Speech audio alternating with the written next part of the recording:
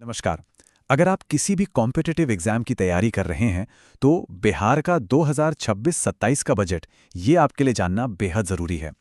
आज हम इसी बजट की गहराई में उतरेंगे और ख़ास तौर पे ये समझेंगे कि इसका जो फोकस शिक्षा पर है, वो आपके एग्जाम के लिए कितना और कैसे ज़रूरी है। तो चलिए फटाफट देख लेते हैं कि आज हम क्या क्या कवर करने वाले हैं। हम बजट की बड़ी तस्वीर से शुरू करेंगे, फिर शिक्षा पर इसके खास फोकस को समझेंगे और आखिर में ये भी देखेंगे कि एग्जाम में यहाँ से किस तरह के सवाल बन सकते हैं। तो चलिए शुरू करते हैं पहले हिस्से से, बजट 2026 की एक बड़ी तस्वीर। सबसे पहले ये समझना ज़रूरी है कि इस बजट का स्केल, इसका आकार कितना बड़ा है। तो ये जो आंकड़ा स्क्रीन पर है ये वाकई बहुत बड़ा है। सरकार ने 2026-27 के लिए लगभग 3,47,000 करोड़ से भी ज्यादा, मतलब करीब करीब 3.48 लाख करोड़ रुपए के कुल खर्च का बजट पेश किया है। सच पूछिए तो यही वो आंकड़ा है जो आने वाले साल में बिहार के विकास की दिशा तय करेगा। और हाँ, ये कोई मामूली बढ़त नहीं है। अगर पिछले साल से तुलना करें तो ये लगभग 30,000 करोड़ रुपए की जबरदस्त बढ़ोतरी है। इससे साफ पता चलता है कि सरकार के इरादे इस बार कितने बड़े हैं। देखिए, इतने बड़े बजट का मकसद सिर्फ नंबर बढ़ाना नहीं है। इसके पीछे एक साफ लक्ष्य है, विकसित बिहार का विजन पूरा करना।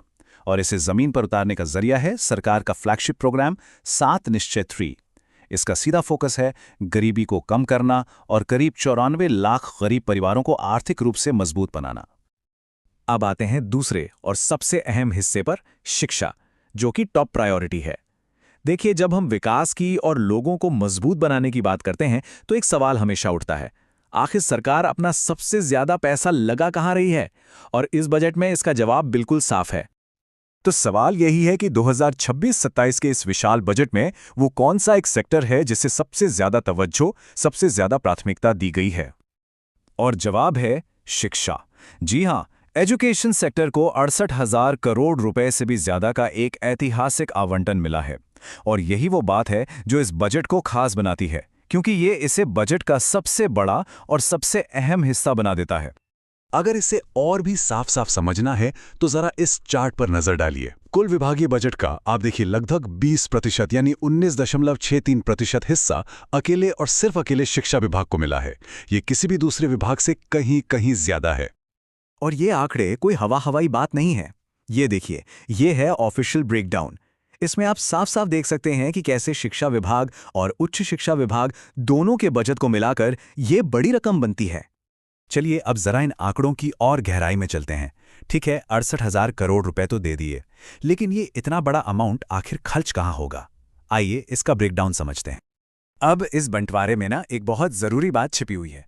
आप देखिए, ज्यादातर पैसा मतलब 66,000 करोड़ से ज्यादा वो जाएगा राजस्व व्यय में। आसान भाषा में कहें तो टीचर्स की सैलरीज, स्कूलों को चलाने के जो रोजमर्रा के खर्चे हैं उनमें।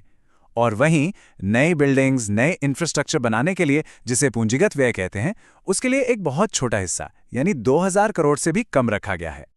और अगर हम इस पूरे शिक्षा बजट को भी और तोड़कर देखें तो स्कूल एजुकेशन को मिला है सबसे बड़ा हिस्सा, 60,000 करोड़ से भी ज्यादा, जबकि हायर एजुकेशन मतलब यूनिवर्सिटीज और कॉलेजों के लिए लगभग 8,000 करोड़ का आवंटन है। अब बात करते हैं एक्सपर्ट एनालिसिस और चुनौतियों की। देखिए, अब तक ये सारे आंकड़े सुनने में तो बहुत अच्छे लग रहे हैं, है ना? लेकिन क्या इनके पीछे कुछ चुनौतियां भी छिपी हैं? एक्सपर्ट्स की माने तो कुछ गंभीर मुद्दे हैं जिन पर ध्यान देना जरूरी है। और सबसे बड़ी चुनौती जिसकी तरफ एक्सपर्ट्स इशारा करते हैं वो है केंद्र सरकार पर निर्भरता। आप सोचकर देखिए, बिहार की कुल कमाई का लगभग 73.6% हिस्सा केंद्र से मिलने वाली मदद से आता है। ये एक बहुत बड़ी निर्भरता है।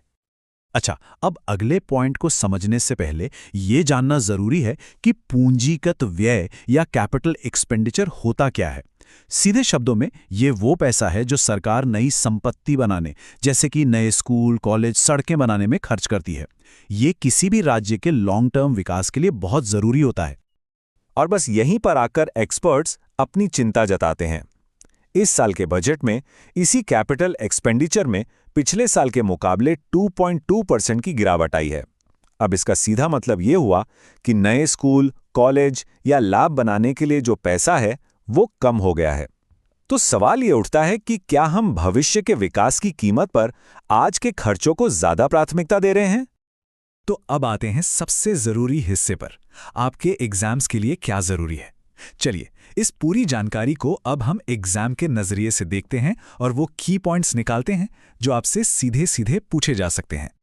अगर आप प्रीलिम्स की तैयारी कर रहे हैं तो ये 5 बातें एकदम रट लीजिए। कुल बजट कितना है?